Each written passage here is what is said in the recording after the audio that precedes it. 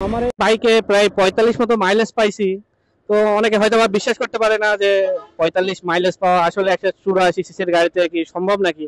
তো আসলে সেটা সম্ভব। অনেকে দেখছে 48 47 এরকম বলে। তারা হচ্ছে ডিসেন্ট রাইডার আর কি, তারা নর্মালি রাইড করে, তাদের ক্ষেত্রে তারা 48 50 এরকম পাইতে পারে। বিশেষ করে যেহেতু এটা পিজিএমএফআই, সেহেতু এটা পাইতেই পারে, স্বাভাবিক বিষয়। তো আপনাদেরকে একটা টিপস বলি যে কিভাবে এত মাইলেজ পাই আমি।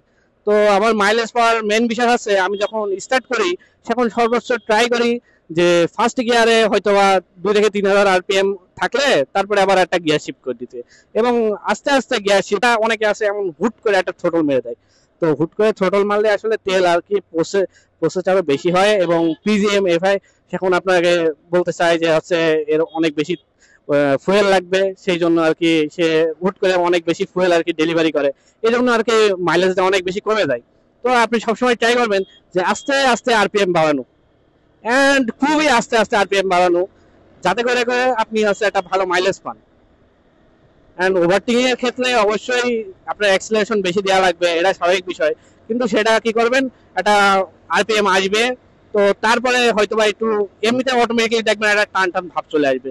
সেই সময় আসলে কিন্তু তারপরে একটা কি বলবো, একটা ইকো মোড চলে আর কি। তো ইকো মোডে আর কি এমনিতেই মাইলেজ ভালো দেয় আর কি। তো SP125 এ দেখবেন যে এখানে একটা ইকো মোড বলে একটা অপশন থাকে, যেখানে লাইট জ্বলে থাকে যে এখন ইকো মোড চালু আছে এবং ইকো মোড অফ আছে।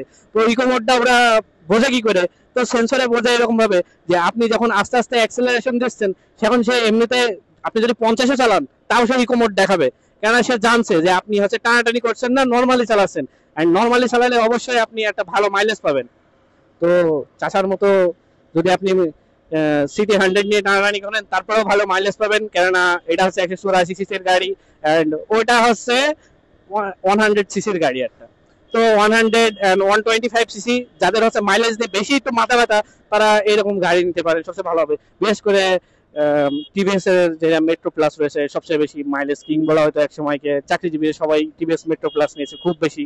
অ্যান্ড বাজারের ভিতরে বাজাজ প্লাটিনা, তারপরে বাজাজ ডিসকভার, এগুলো অনেকে ইউজ করে। ডিসকভার তো একেবারে ডিসেন্টও না, আবার খারাপও না, যেমন টানটুন আছে সেরকম মাইলেজও দেয়।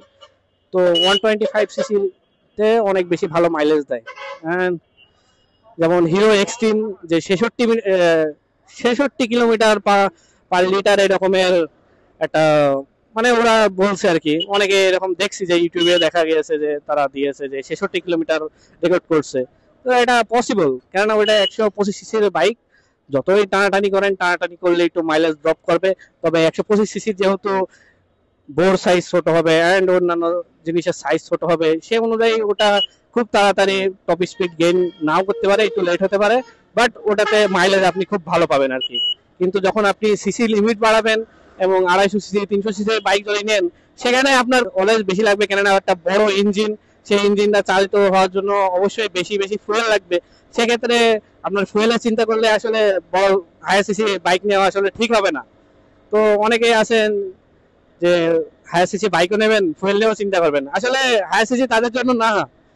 হায়ার সিসি হচ্ছে যারা অ্যাক্সেলারেশন চায়, স্মুথ অ্যাক্সেলারেশন, একটা ভালো পাওয়ার এন্ড টর্ক ফিল করতে চান, তাদের জন্য আসলে হায়ার সিসি বলা যায়। এই ছিল আর কি মাইলেজ পাওয়ার সিক্রেট রিজন।